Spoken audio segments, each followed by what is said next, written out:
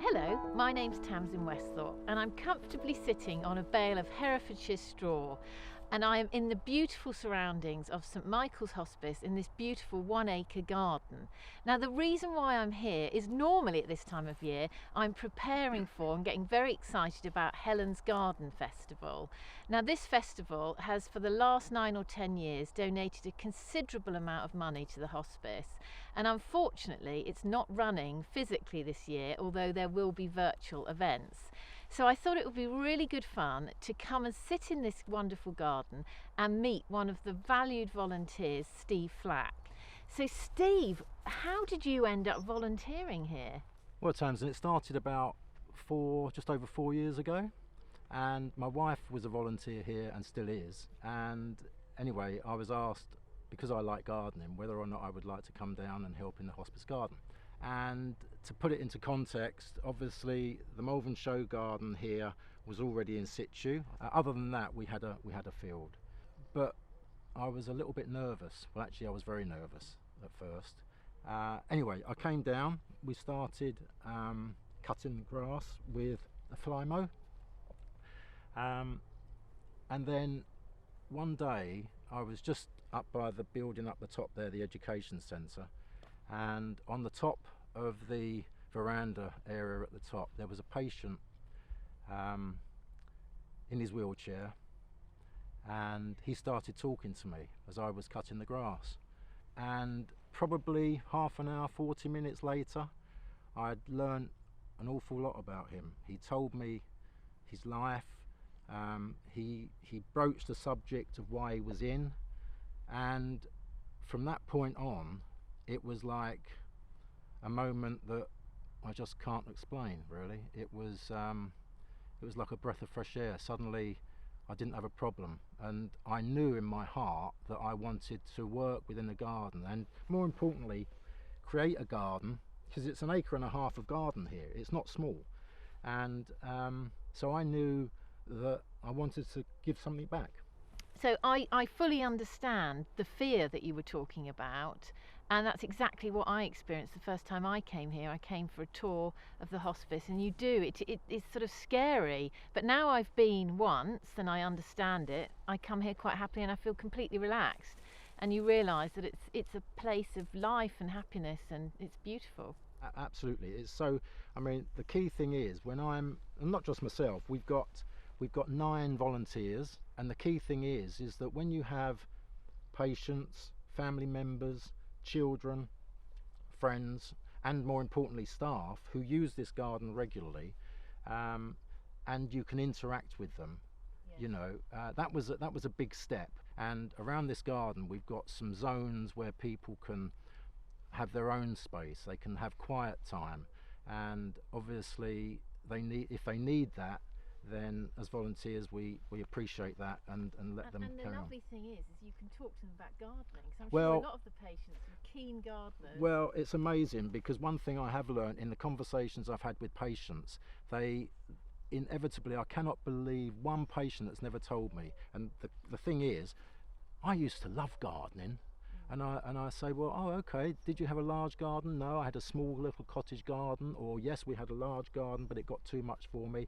But the thing is, people forget that all of patients have cut the grass at some time. They've weeded a flower bed. They've planted bedding plants, you know, and they've maybe planted tomato plants and picked their own tomatoes, and they're watching and you're doing it properly. And more importantly, you know, there's an interaction, yeah, which is lovely.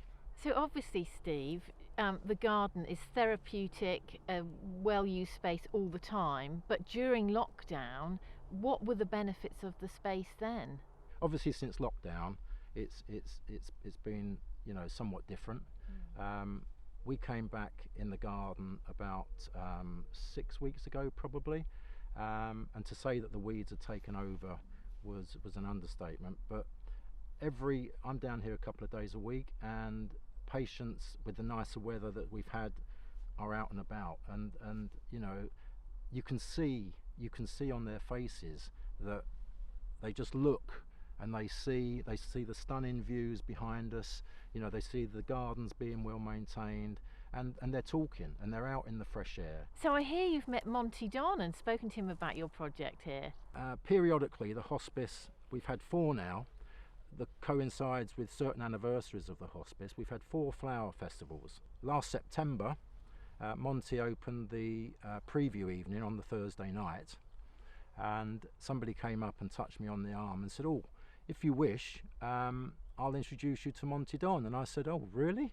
And I just explained to him what we were doing, what we wanted to do for the patients, the staff, the families, and the friends in the garden of the hospice, and he understood that very quickly, and his words to me were, "Contact me and I will help you." And basically, from that, this garden has been surveyed properly. We now have an overlay on that survey and a plan of what we wish to create, and the week before lockdown we were ready to start the first phase of that, which is, as it happens, which is this area behind me called the Labyrinth.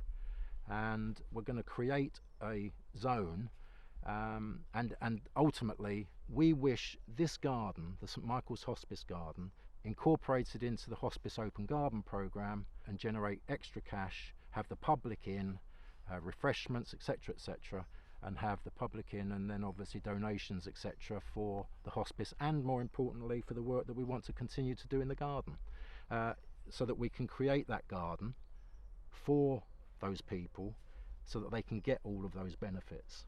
So Steve, you've done some incredible work here, but you've got challenges ahead. What does the future hold for the garden? We know, everybody now knows, we have a structural plan as volunteers. And it was a personal thing I saw a couple of years ago, really.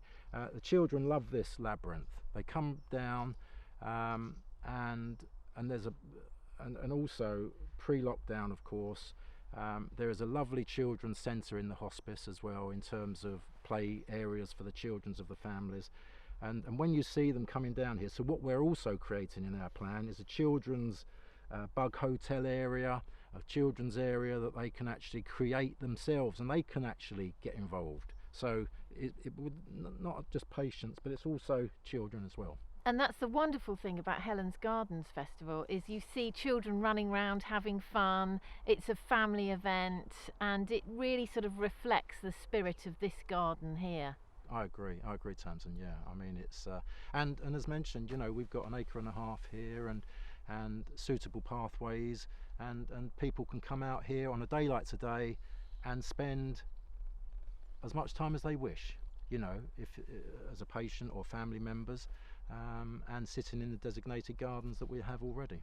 So yeah, I'm sure you'll all agree that it's been really inspiring talking to Steve about the work at the Hospice Garden here. We can't all give hours of time, unfortunately, but you can do your bit. You can take part in Hellens Garden Festival, look for their virtual events, and why not donate? It'll make you feel wonderful. And hopefully in a couple of years' time, these gates will be open where you can pay your pennies at the gate and make a difference to raise money for the hospice through this fabulous, therapeutic, much needed space.